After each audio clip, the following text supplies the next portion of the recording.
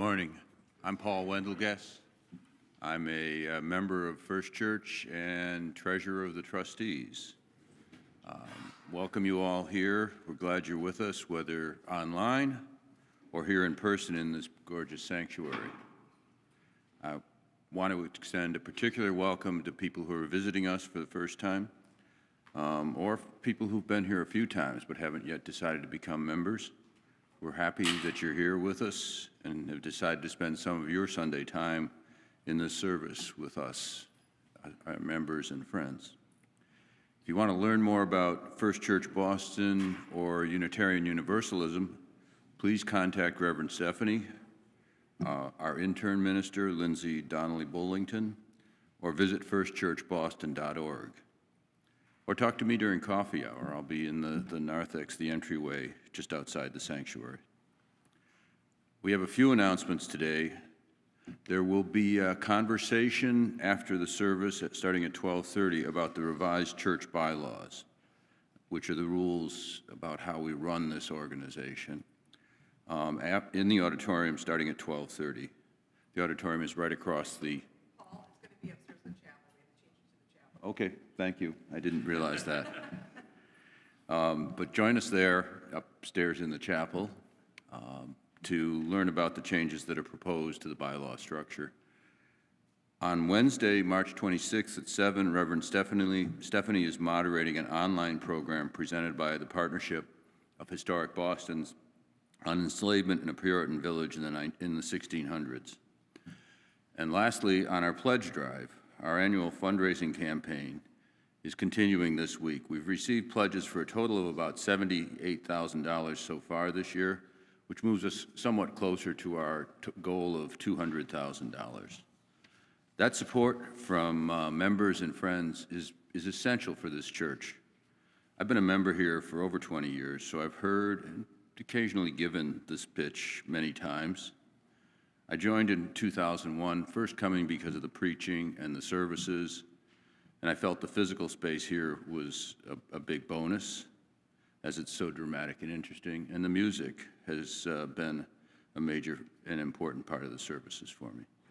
Over the years, I've been on a lot of committees, and I led the standing committee for about a year and a half. Now I'm a trustee, and I keep track of the building and the money that pays for its upkeep. I've stayed on as a member of this community as I've made friends, and I've seen this church change as it has passed through the times over the last 20-plus years. I've also seen up close what it takes to keep these buildings, the church and Park House, running, both the physical facilities and the staff. While our trusts pay for major maintenance and repairs, the society, the congregation, all of us have to pay for maintenance, heat, electricity, cleaning, staff payroll, and all of that. It takes people, it costs money, and that's where our pledges come in. So at its core, First Church remains a spiritual and a personal home for me, a place that's become an important part of my life. So I give to keep it that way, so that it's here every week for all of us. I'm asking you to give generously to support it too. More details on the announcements can be found in your order of service or in the weekly e-news. Again, thanks for being here today. Let our service begin now.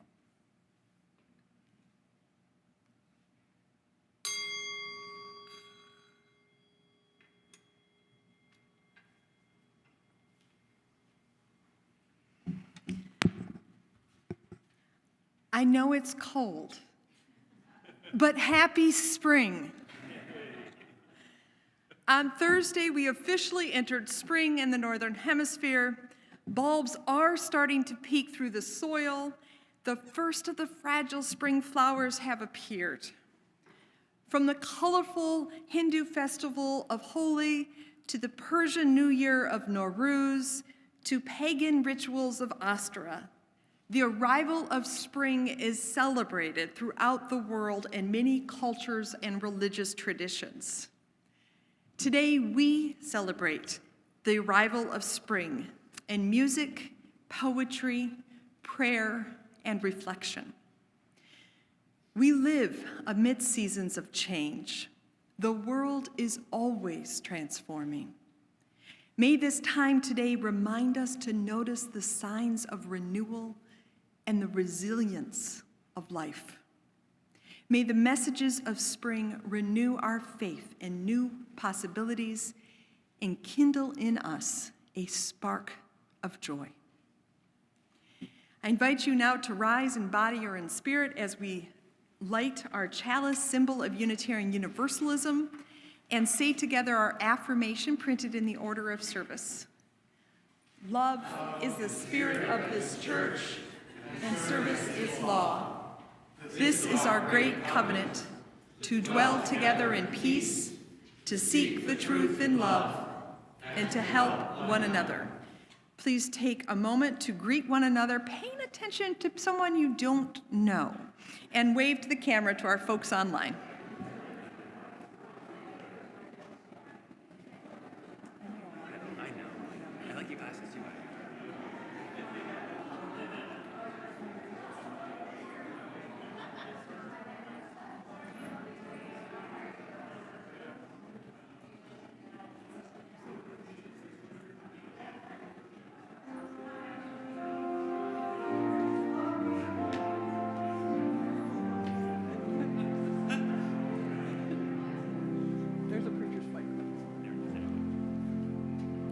Our opening hymn today, if you want to remain risen, is number 64, "Oh, Give Us Pleasure in the Flowers Today," and daffodils everywhere, so flowers. Number 64, "Oh, Give Us Pleasure in the Flowers Today."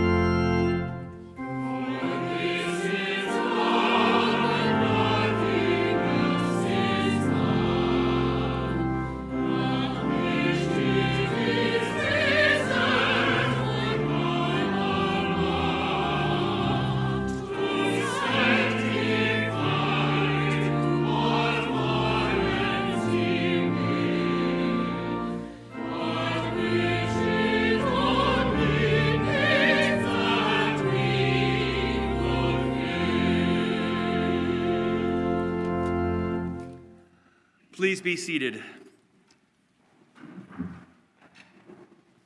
Lovely lyrics by Robert Frost. Good morning, everyone. I am Reverend Hank Purse. My pronouns are he, him, and his. And can anyone identify this bucket? What type of bucket this is? Oh, it's a wishing well. Oh, that wishing well is good. That's good. A pail? No, it has a name. It has a name which comes from the Dutch. And let me just say, okay, I'm going to tell you the name, but let me also just say this is a real word. So this is a firkin bucket, which is used at this time of year, or you know, it used to be used. They use different buckets now to collect the sap from maple trees. Right? So they would tap a maple tree with one of those metal tubes, and they would hang a firkin on there and collect the sap, and then boil that sap down. And I don't know about you guys. There are many things in this world that I'm still curious about. Like, who was the first person that thought, let's try to taste some of this sap that comes out of a tree, or let's boil it down? And I was wondering that. My wife was just up in Canada with my daughter's Girl Scout troop, and they went to a cabane de sucre, which is a sugar shack. A sugar shack where they boil down the maple sap into maple syrup, and then they have a giant breakfast where they basically just pour syrup over everything. But I was wondering, who were the first people? You know, when did the first people who found a maple tree and they got some maple sap and they thought this might be good on pancakes? The Ojibwe First Nation in and around the Great Lakes have a story about this. You see, the Ojibwe people, though they became very strong for a while, had come upon some hard times. And the maple trees who saw this took pity on them. And they made a promise with them that said, if your people are ever hungry again, they can break off a branch of a maple tree and lovely maple syrup will come out. And it was a promise that they kept for years between the Ojibwe people and the maple trees. And then one day, the trickster figure in the Ojibwe people. Now, trickster figures, when we hear trickster figures, we always think like, oh, that's the person who's like playing pranks. That's the spirit. That's the spirit that's coming and playing pranks on people. But sometimes that trickster figure also is there to keep people in order. And in the Ojibwe people, this person is called Nanabuzo. And Nanabuzo once came to an Ojibwe village and found the village empty. There were no people around the fire. There were no people in the wigwams where they slept. And so Nanabujo started looking out, trying to find the Ojibwe people. And they found them in a grove of maple trees, all sitting under the maple trees, covered in maple syrup. They're sitting under the trees. They're just broken off the branches. They're just loving it. They were just loving it. They're just sitting out there. And this trickster figure thought, they are not really being respectful to the promise that the maple tree had made to them.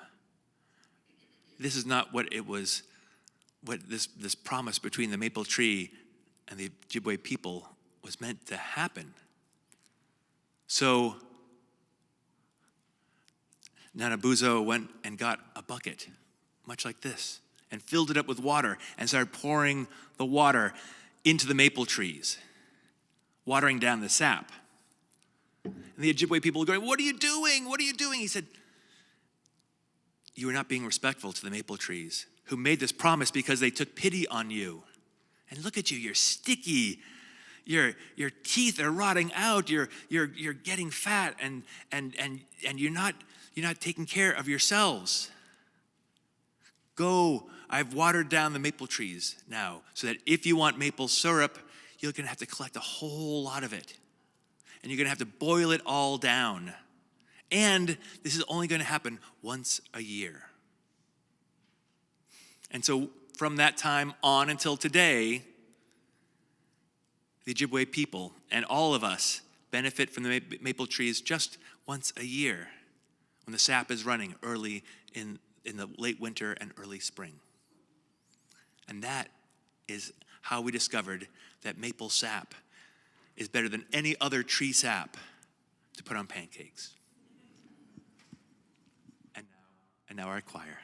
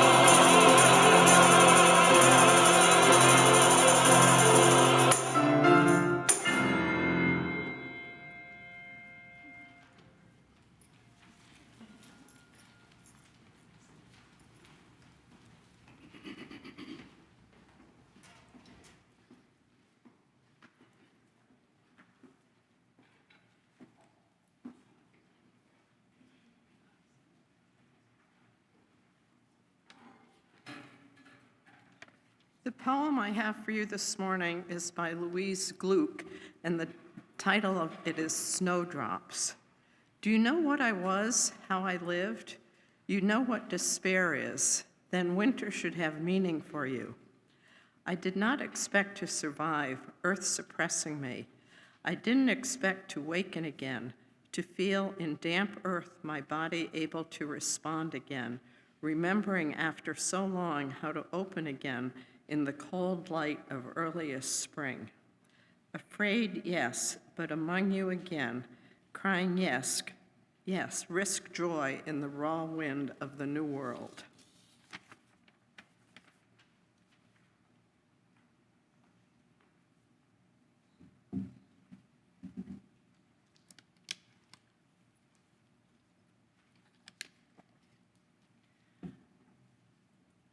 I did not expect to survive, writes the poet. Have you been there? I have. Sometimes life is that bleak, but then you do survive. Life, fragile at first, starts to regrow. Desolation and despair do not have the last word. And yet, spring is not an exuberant tangle of full-growth blooms, plump tomatoes, and juicy watermelons that is summer. Spring is the tender shoots pushing through cold soil that still freezes a bit at night. Spring is just a splash of green, the spot of purple beside the dead brown refuse of last year's garden. Spring is a beginning. Spring is the assurance that life has not been defeated. It is the hopeful confirmation that, yes, the gardens will grow again. Sometimes hope is hard to hold on to. The cancer has come back. The depression won't let go. The headlines are so persistently scary. Fear grips us. Like the bulb of the snowdrops suppressed in a frozen place, we too may feel as if this is a hopeless end. And while sometimes endings do come, other times something happens. An opening begins. A new prescription starts to work. The mental fog breaks. The test shows a positive change. You notice the good news of an act of generosity, a story about the astronauts returning safely to Earth. Fear still lingers. The air is still cold. And the poet dares us to risk joy. Risk joy in the raw wind of the new world. Could we try?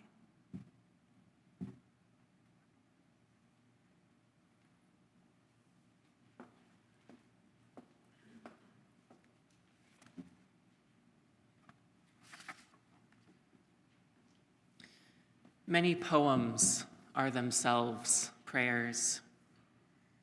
I invite you to ground yourself through the deepest breath you've had a chance to take today and find a spirit of contemplation or reflection in a centering moment as we share in the poem Praying by Mary Oliver, followed by a shared stillness and a musical meditation.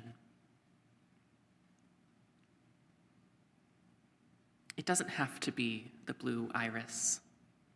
It could be weeds in a vacant lot or a few small stones.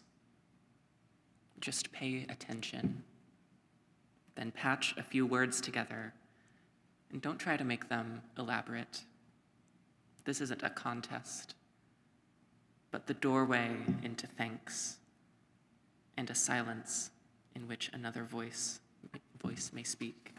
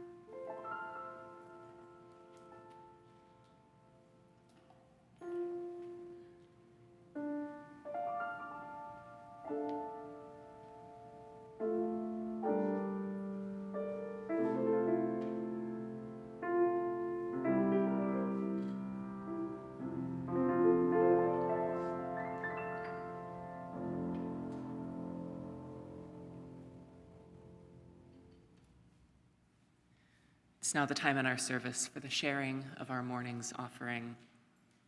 For the care and sustenance of this congregation, let us enter in.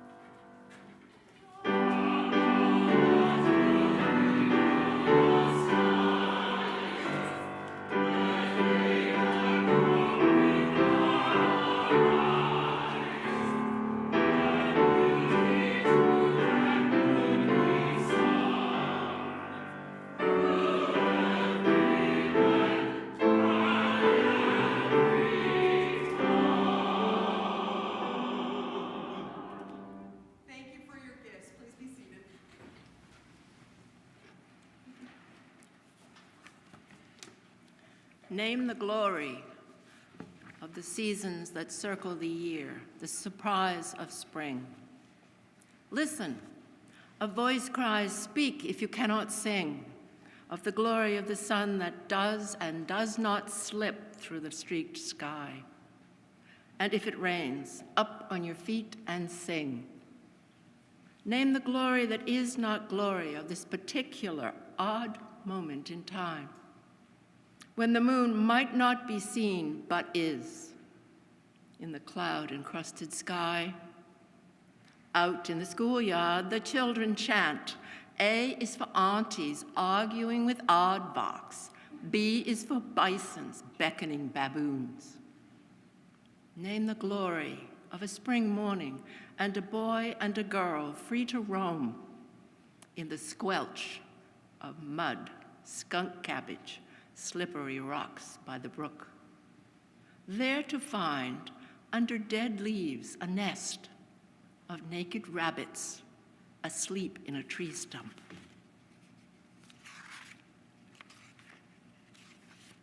Name chickens, lost worlds, the curiosity that dares a girl to enter a dank barn. Peer down through floorboards into a great pit where a gross sow nursed many babies.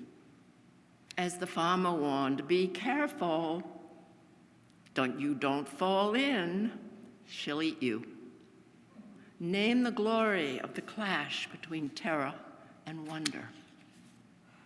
Name bluebells that ring silently over the meadow, calling fox and badger to wake and run through wet grass, far from the dainty footsteps of the old lady's dog, sniffing the scent of wildness that touches his soul, and for an instant he remembers. Out in the schoolyard, the children chant. C is for capering cats. D is for dachshunds dawdling with the daredevils. Name the glory of waking to sun and coffee, of holding the day, turning it as birds call and small brown animals hurry.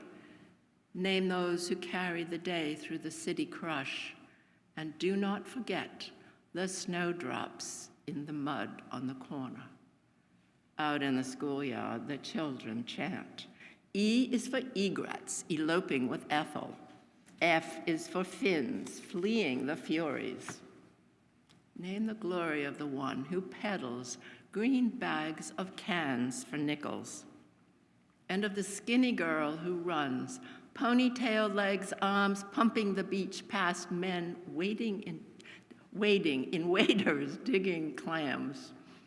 Name the one who waits in a car for the light to change, dreaming of the end of lost hope and of the old who stumble.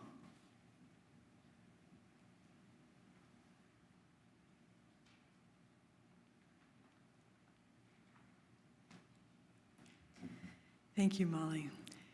Since I've been here, I've been waiting for the right Sunday to have her read.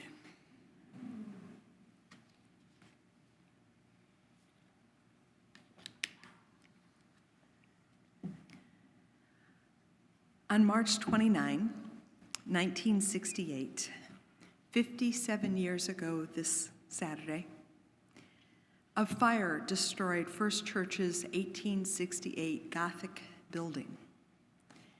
A very unwelcome spring surprise.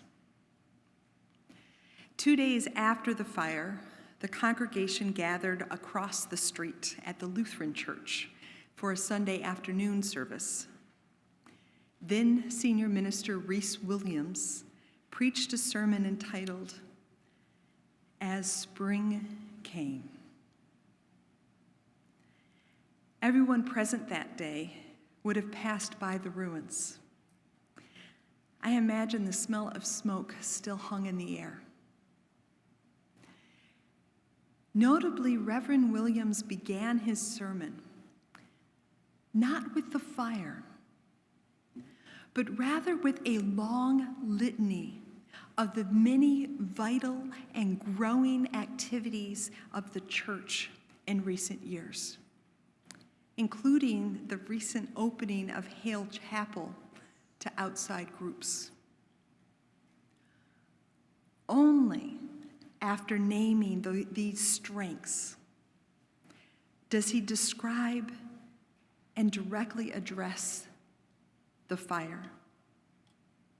He describes receiving the terrifying phone call in the middle of the night, racing to the scene, the taxi cab driver refusing the fare when he finds out that he's the minister of the church that's burning. Reese describes his horror at the fierce destruction and his relief in discovering that someone who had left Park House, our office building next door, had come back because they thought, I think I forgot to close the fire door between the two buildings. That saved Park House and the historic church records that were all still there, dating back to 1630. And then Reverend Williams relates story after story of support from neighbors, from a Globe reporter who gave the first donation to rebuild, as well as from those all across the city and nation. In closing, Reverend Williams acknowledges that rebuilding will be hard and will require new depths of faith, skills of communication, continued engagement with the wider community, and clarity about what is essential. On the essence of religion, Reverend Williams proclaimed, "For more than brick and mortar, we are people. We are a living church. We are the ones that decide whether a church is more than a past, more than a rote present, but a challenging and leading spiritual force in the mainstream of a growing creative part of humanity." The building may have been in embers, but the ministry of the people remained. Yes, the church will survive, Reverend Williams assured them. No fire can destroy what people working happily together can build. He closes by returning to the theme of spring, saying, and think of this. He's referring to where we sit right now.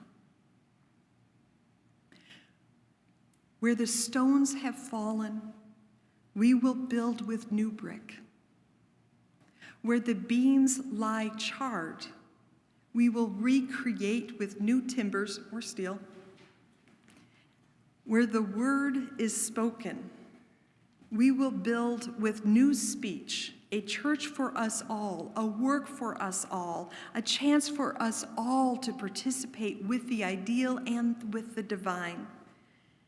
As spring came this year, the First Church in Boston and its members and friends see amidst the darkness a light leading to new vistas of beauty and service and love. This is the message of spring, the surprise of life reemerging.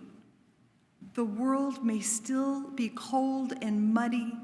We may not always see the glory of the sun or the moon through the clouded sky. And the children still play, chanting their songs of wonder. The animals give birth to their young. A new morning begins. The coffee smells great. The poet asks us to sing the glory of spring. Speak if you cannot sing. Name the glory there all around us. As most of you undoubtedly know, part of the 1868 building remained from the fire and became incorporated into the new 1972 building we're in today. our music director, Gigi, pointed out to me that etched into the original portico is a phrase from the Psalms saying, "Enter into his gates with thanksgiving." As spring came in 1968 and the congregation entered across Berkeley Street into the Lutheran Church, that facade and that quote still stood, calling the grieving congregation to name the glory of living in this world, even with its fire and loss. 57 years later, we gather in a building that intentionally joins the old with the new. We gather within a structure that rose from the hopes and the hard work of a living church of people. As spring comes in 2025, we face metaphorical fires within and beyond the walls of the church. You may also be facing a destructive forces within your life, the loss of a job, a fracturing relationship, health challenges. From the personal to the national to the global, there are real fires of destruction threatening the well-being of too many. Some losses will be irrecoverable, and sometimes something happens. Possibilities surprise us. New life emerges. Can we risk opening ourselves to the raw wind of this moment? Can we try to name what we love, to name the glory of this gift of life that no fire can destroy? As spring comes, I pray that we find hope in spring's renewal of life. I pray that by coming together, we might remain a living church, called to be a spiritual force for beauty and service and love. Our wider community needs this essential gift of religion. Each of us needs this faith in a life and love that cannot be destroyed by fear or fire. So may it be. Amen.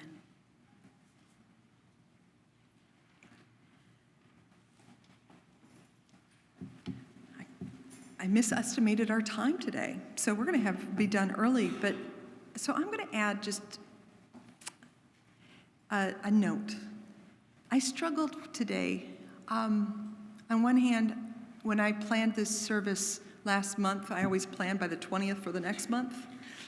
I was like, I can't wait for spring to come. And anybody else? Yeah. And it's cold today, and yay, it's spring. And I also, how do you celebrate when there are so many fires? And I know some of your stories, and I know there's real pain in this room right now. And I know it's hard, and I don't want anybody to feel like they have to celebrate something that just isn't there.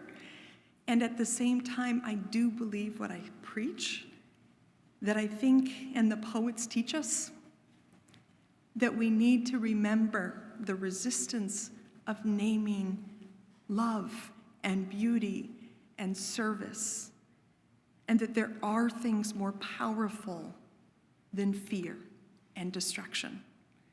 And this is that moment of the year where we get to be reminded of that.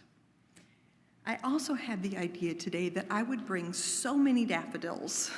And so there are all kinds of daffodils up front, and we're going to sing about daffodils now. And I know we've got the bylaws meeting, but before you leave, whether right after the service or after the meeting, bring home some daffodils. And also take a whole mason jar, please. I'm downsizing. I want to get rid of things. Delight in the daffodils. So please rise in body or in spirit as we sing together hymn 62, When the Daffodils Arrive.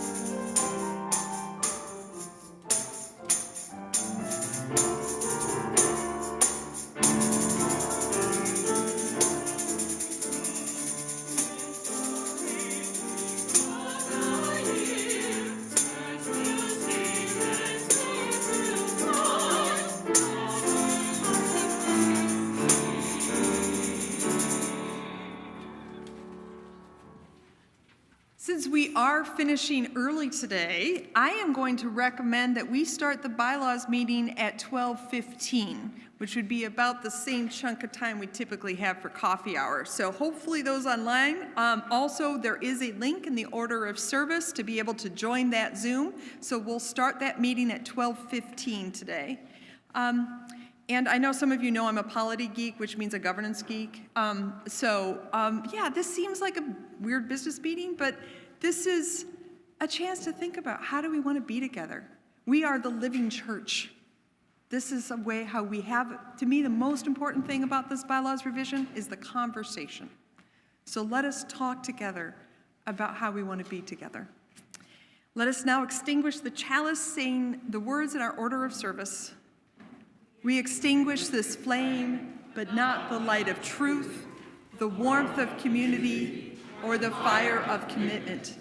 These we carry in our hearts until we are together again.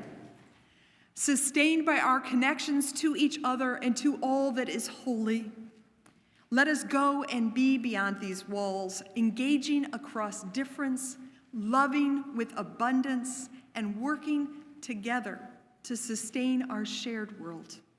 Blessed be. Amen.